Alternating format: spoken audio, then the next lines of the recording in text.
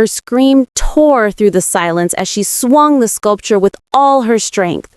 The fear and desperation that had been building inside her finally exploded into action. Her eyes squeezed shut, her entire body trembling, but her arm didn't falter. The heavy object struck with a dull sound, fueled by the primal instinct to survive. The impact sent one of the men stumbling backward, his expression twisting in pain. The motion blurred in her vision, a rush of panic and adrenaline blending together. Her chest heaved as she stumbled forward, her long dress fluttering wildly with every frantic movement. For the first time that night, she had fought back. The sculpture slipped from her blood-slicked hand and clattered to the floor, bouncing once before landing upside down. Crimson droplets spattered the surface beneath it, a chilling reminder of what had just happened. Her hands shook violently, her breath ragged, as she stared down at the fallen object, unable to tell if the trembling came from fear or shock. Her heart pounded like thunder. "I have to get out of here," she thought, panic overtaking hesitation. Without another second's delay, she turned and dashed toward the doorknob, her hair whipping behind her like a trail of pink fire. Every step felt like an eternity as she reached for the doorknob, praying it wouldn't be locked. The faint glint of tears shimmered in her eyes, but her will to survive burned stronger. With a loud bang, the door flew open, a sharp sound that shattered the tense stillness of the room. Cold air rushed in from the hallway, carrying with it the faint scent of rain. For a moment, she didn't look back. Her only thought was escape.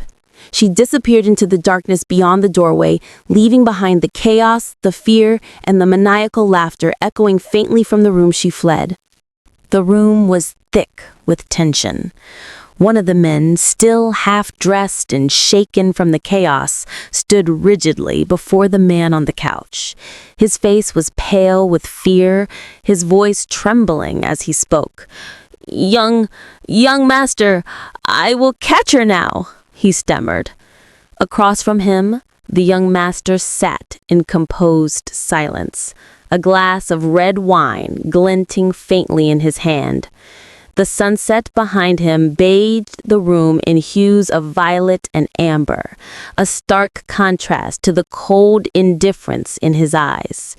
He didn't move, didn't blink. He simply watched, as if weighing the man's words with quiet disdain. Then, slowly, he raised his gaze. His once calm demeanor shifted into something darker, sharper, the kind of look that could freeze blood. His voice cut through the silence like a blade. "Get out." The command was low but thunderous, its authority leaving no room for defiance. The trembling men flinched instantly, retreating without another word. The sound of his hurried footsteps vanished into the distance, leaving the young master alone in the dimly lit room. The wine glass in his hand reflected the faint tremor of his fury. Meanwhile, outside, the night air was cool and heavy with the scent of the sea. She ran across the open deck, her long, flowing gown fluttering wildly in the wind. The moonlight kissed her hair, turning it a soft shade of rose gold as she grasped her skirt to keep from tripping. Her heart pounded in her chest. The sound of her own breathing drowned out everything else. She didn't dare look back. She just kept running. But curiosity and fear gnawed at her. She turned her head slightly, her wide eyes searching the shadows behind her. "Is he following me?" Her breath hitched as the soft glow of the deck lights caught her tear-streaked face. For a moment, the faint glimmer of hope flickered in her gaze. Hope that she might finally be free, that she had outrun the nightmare that held her captive. Then, a sound, the deliberate, echoing click of polished shoes against the deck. Step by step, he emerged from the shadows, his movements calm, deliberate, unhurried. Each step carried a weight of authority, of danger. The faint light reflected off his dark shoes as he crossed the wooden floor, closing the distance between them. He didn't have to run. He knew she had nowhere left to go. The night sky stretched endlessly above the ship, silent except for the rhythmic crash of waves against its hull. At the far end of the deck, she stood near the railing, trembling, her long pink hair swaying wildly in the sea breeze. Across from her, only a few steps away, stood the man in the dark tailored suit. His figure was tall and calm, his shadow stretching across the deck like a storm approaching. The space between them was filled with tension, an invisible line neither dared to cross. One wrong move, and everything could shatter. Her voice broke through the night air, sharp with fear and desperation. "Do not come here! If you come, I will jump down!" Her words trembled, but her eyes held fierce determination. The ocean behind her was dark and endless, and for a fleeting moment, even the wind seemed to hesitate. She gripped the cold railing tighter, her knuckles pale as she glared at him, trying to mask the panic clawing at her heart. He didn't stop. Slowly, he stepped closer, the sound of his shoes against the deck echoing like a countdown. She stood frozen, her back pressed against the railing, her turquoise dress rippling like ocean waves around her. Her eyes widened as he approached, her breath quickening. "Stay back!" She wanted to scream again, but the words caught in her throat. The nightlight reflected off her tear-streaked face, fragile, beautiful, and defiant all at once. He stopped just short of reaching her, his hand clenched tightly at his side, the veins visible against his pale skin. He didn't move closer, but the restrained anger in his posture said everything. The air between them crackled with unspoken emotions, fury, pain, and something deeper neither could name. She stood barefoot before him, the hem of her dress brushing against his shoes, her toes trembling on the wooden deck. The ocean wind howled, carrying the heavy silence of what neither dared to say aloud. Finally, his voice broke the tension, low, cold, and mercilessly calm. "You basically have no intention of dying," he said, his tone edged with disdain. "Don't joke around in front of me. Come here." His gaze bore into hers, sharp as a blade. He didn't believe her threat. He saw through it, through the trembling of her hands, through the fear that wasn't strong enough to outweigh her will to live. Still, there was something else in his voice, a faint waver, almost like worry, buried beneath the command. Her voice trembled, breaking through the cold silence of the night. She stared at him with wide, tearful eyes that shimmered under the moonlight. "Come to you?" she shouted, her words choked with both anger and despair. "Then what? Will your subordinates do unspeakable things to me until I die?" The question hung in the air, sharp and raw. The wind howled past them, tugging at her flowing dress, as though urging her to flee. But she stood her ground, terrified yet defiant, her trembling voice echoing across the empty deck. Her fingers clutched the railing tightly, the cold metal biting into her palms.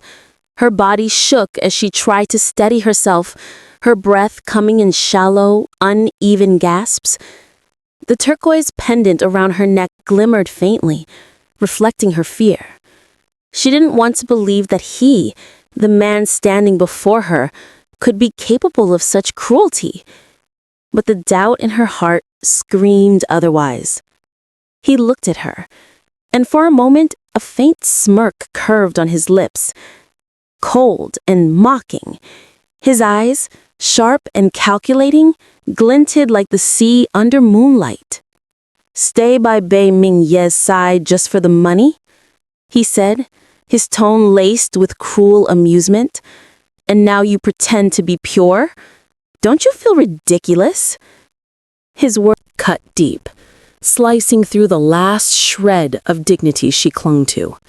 To him, she was nothing more than a liar, a woman without honor. But behind that cruel mask, a flicker of something else. Anger, perhaps jealousy, burned in his gaze. Tears welled in her eyes, but she refused to let them fall. Gathering what little courage she had left, she lifted her chin and faced him squarely. "If you help me leave him," she said, her voice breaking but resolute, "then I don't need any money." Her words trembled with desperation, not greed, not manipulation, but a genuine plea for freedom. The stars above seemed to hold their breath, as if the night itself was waiting for his answer. He took a step closer, his expression darkening, his hand clenching at his side. "You think that I will believe you?" he sneered. "Don't joke around in front of me." The venom in his tone struck her harder than any physical blow could. Her heart sank, and the fragile hope she had clung to began to crumble. Between them, the distance was small, but the emotional chasm had never been wider. The cold night wind howled as she slowly lifted one bare foot over the railing. The moonlight shimmered on the restless waves below, casting a silver glow over her trembling form. Her long pink hair flooded wildly, brushing against her tear-streaked face. Eyes closed, she drew in a deep, shaky breath, as though surrendering herself to fate. In that fleeting moment, the world seemed to fall away, leaving only her pain and the vast, silent ocean waiting below. Her thoughts raced in a storm of despair. The fabric of her gown clung to her body as she leaned forward, whispering brokenly to herself. If staying here means enduring his cruelty, if it means losing every last piece of myself. Her trembling hands tightened on the railing, knuckles white. The words burned in her mind. "I'd rather die than live like this." The stars above blurred into streaks of light as tears filled her eyes. It was a moment of both surrender and defiance, her heart's final cry for freedom. Suddenly, his eyes widened in shock. The cold, calculated expression he always wore shattered, replaced by something raw, panic. "Wait!" he shouted, his voice echoing through the night air. But it was too late. Her body had already begun to move. His hand reached out instinctively, fingers grasping at empty space as strands of her pink hair whipped past him like ribbons caught in the wind. The night sky was torn by the motion of her fall. Her dress flared like wings made of moonlight, the soft blue fabric slicing through the air. A dark streak of red trailed behind her, a cruel mark of tragedy beneath the endless stars. Time itself seemed to stretch, every heartbeat louder than the waves below, as gravity pulled her toward the cold embrace of the sea. Her body twisted in the air, weightless and fragile, like a petal caught in a storm. The hem of her gown rippled, glowing faintly against the darkness. Her hair streamed around her like a pink halo, her hand outstretched, reaching for something she would never grasp. The sea below awaited her, deep and merciless, ready to swallow her sorrow whole. And as she fell, her tears vanished into the night, silent witnesses to a heartbreak that could no longer be undone. Her body drifted downward through the air, weightless and silent, like a fragile feather surrendering to the pull of gravity. The pale blue of her dress glowed faintly under the moonlight, rippling with every gust of wind. Her long pink hair fanned out around her face, and for a brief, fleeting instant, she looked peaceful, as if she had finally escaped the torment that bound her. The world around her blurred into streaks of silver and blue, time slowing as her fall became inevitable. Then came the sound, the deafening splash as her body struck the surface of the sea. The water swallowed her whole, its icy arms pulling her into the depths. The ripples spread outward like veins of shattered glass under the moonlight, the echo of her fall fading into silence. It was as if the ocean itself mourned her, the waves trembling in sorrow, reflecting the crimson streaks of despair that lingered on the surface. The water churned violently, white foam breaking against the ship's hull. A single drop of red mingled with the waves, vanishing as quickly as it appeared.